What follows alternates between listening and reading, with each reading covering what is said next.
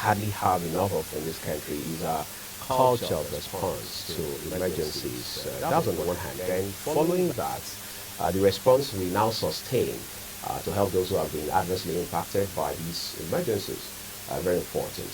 In most cases, what we'll see is that the government, at whether the federal or sub-national level, would initially intervene to an extent, and then for reasons we are not very certain of, pull back, and then you see a bunch of NGOs pulling to see how much of resources they can make available, how much of support they can give to those who are victims of these emergencies. But the question is, at this point in time, where it happens to be not just pouring, but raining heavily in terms of the emergencies we're seeing, whether it is Mokwa just behind us here in United States or somewhere up north in Borno, or like we've seen this morning, 500 houses were told destroyed by a flood or washed away, perhaps is the better term, in Kogi State, twice that number, 1,000 in Northwest Kano State, for example. How are we dealing with all of this? Will the National Emergency Management Agency, NEMA, or the respective states' emergency management agencies be able to weather the storm and tackle this humongous challenge of emergency response? That question doesn't seem to have an answer in sight just yet. Good news is I'm joined by someone whose background is robust in this regard. David Habba is a humanitarian and resilience specialist. He wants to jump in on the conversation with us this morning. So, David, I would like to say a big thank you to you for coming on the program. Thank you so much. Glad to be here. Yeah, great. So, let's begin by talking about the basics, right? So, just a few days ago, NIMET also had warned, even up till yesterday, about states, 19, I figure, that will be further impacted by flooding, for example. Let's talk about proactive measures in this regard. Thank you. The thing is, these are not good times for everyone. As a country, as a people, these are not good times. At this point, when we are facing significant economic challenges, we are also facing very significant humanitarian emergencies. We talk about floods, we talk about conflict and the like. But when we narrow down to NIMET's response, and it says, oh, there's going to be flooding, that's a good prediction. Right. It gives us good information. But the problem, what is flood? And when you say that there's going to be flood, we should move to higher ground. What's your definition of higher ground? And what is the capacity of the people who you are asking to move? And where are you saying they should move to? So these are questions that are unanswered. These are the dilemmas and the challenges that if I live for many people who live in the rural areas or in areas that would be affected by this flood, have to answer. You tell me I should leave my house and go to where? Will you provide me with the resources and the capacity to be able to first, to interpret that prediction correctly, to understand what you're saying. And there's, of course, a designated place where I can go to. And if I do not have the capacity to go there, you provide me that support to go there. So it's not just about warning people that, oh, there's a flood. Move. There's a lot that has to be played, that has to come into play. Quite interesting. But so I know you're not here to hold brief for the government on any level, but let's talk about whether or not the government is genuinely overwhelmed, or is it just a case of being lackadaisical altogether? Really, I wouldn't tell, because the eruption of water in itself is a hazard. When it becomes a disaster is when it impacts human life. Because today in the sea there are cyclones going on that me and you don't know about. Right. It doesn't impact any human being. Is that a disaster? No. It only becomes a disaster when it impacts human life. Right. And now water is coming, it's going to impact human life. We have the technology to predict.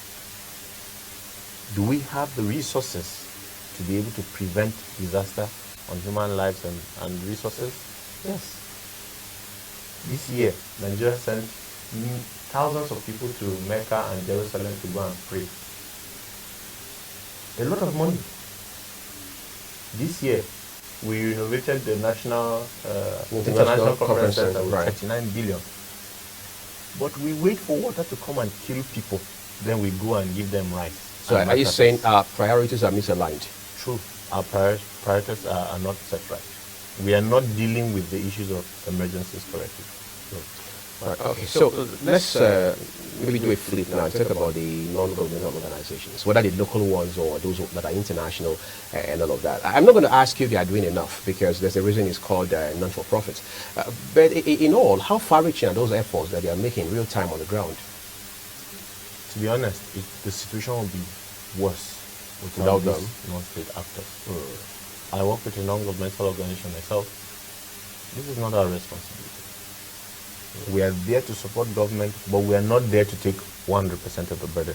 But I tell you, if you go to the many places where we have intervened, I'm just coming from Benue. Last year we were in Jigawa and in Kaduna, in Kogi. If you go to those places, they will tell you that government response is not at par. That they see government come and talk to them and tell them the things that they will do.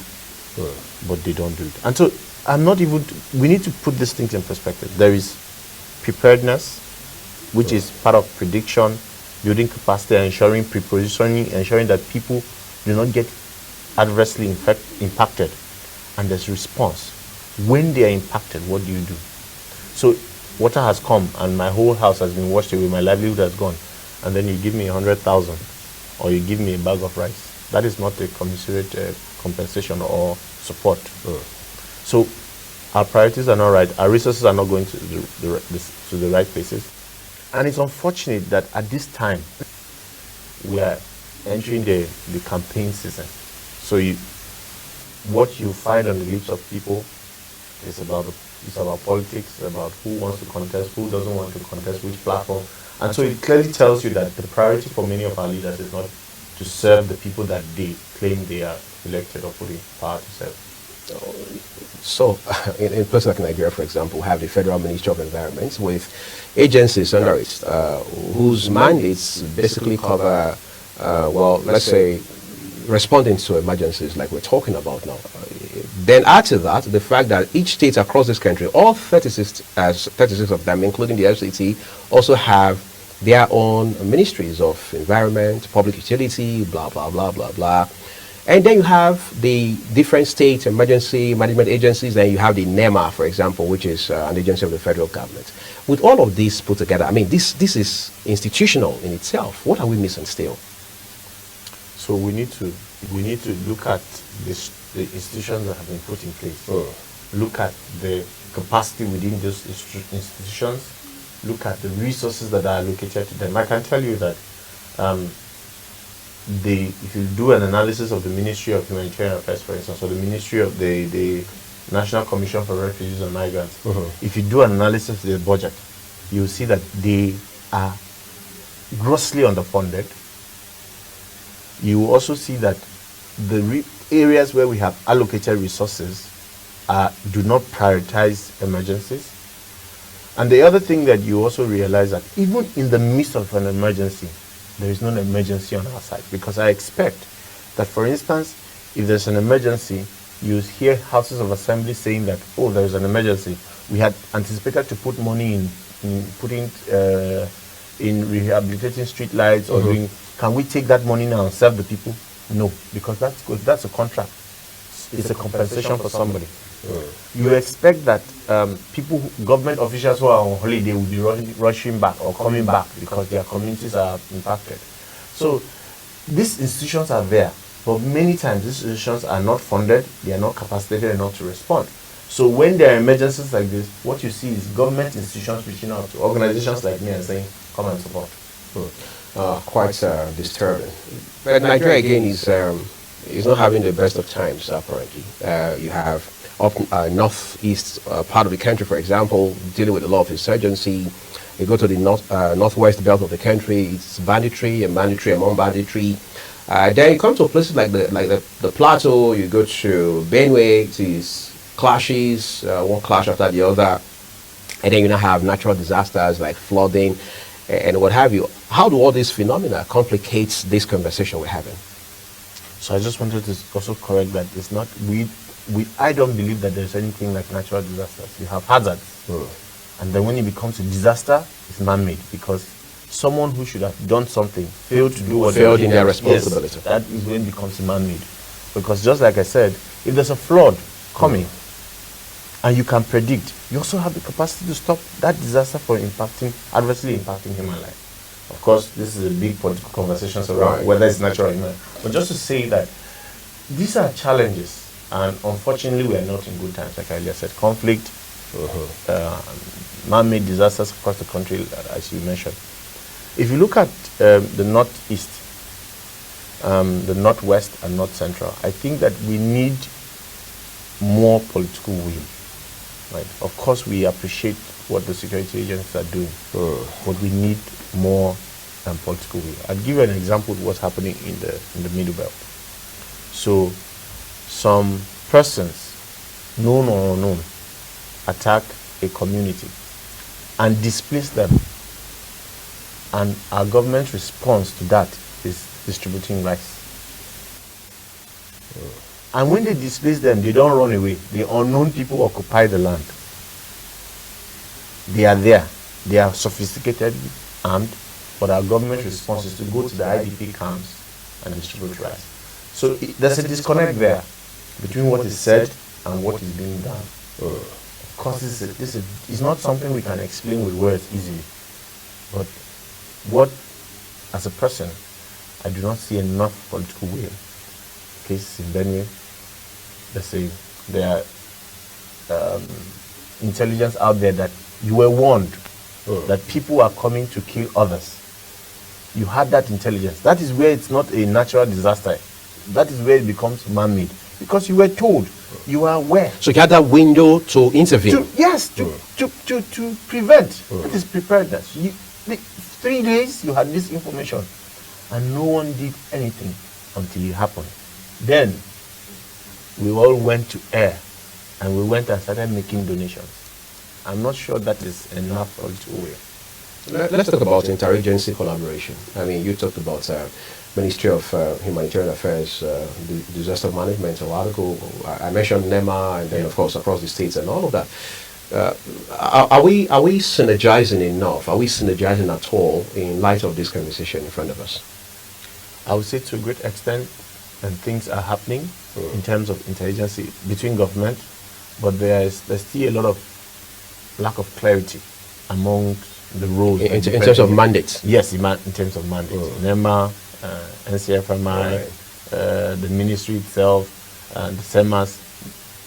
I think there can be improved coordination, there can be improved capacity, there can be improved interagency collaboration in terms of intelligence sharing and delimiting. Because you go to a typical IDP camp, for instance, SEMA distributes rice today, NEMA comes and distributes rice. It's not like they're utilizing the same distribution list in some cases.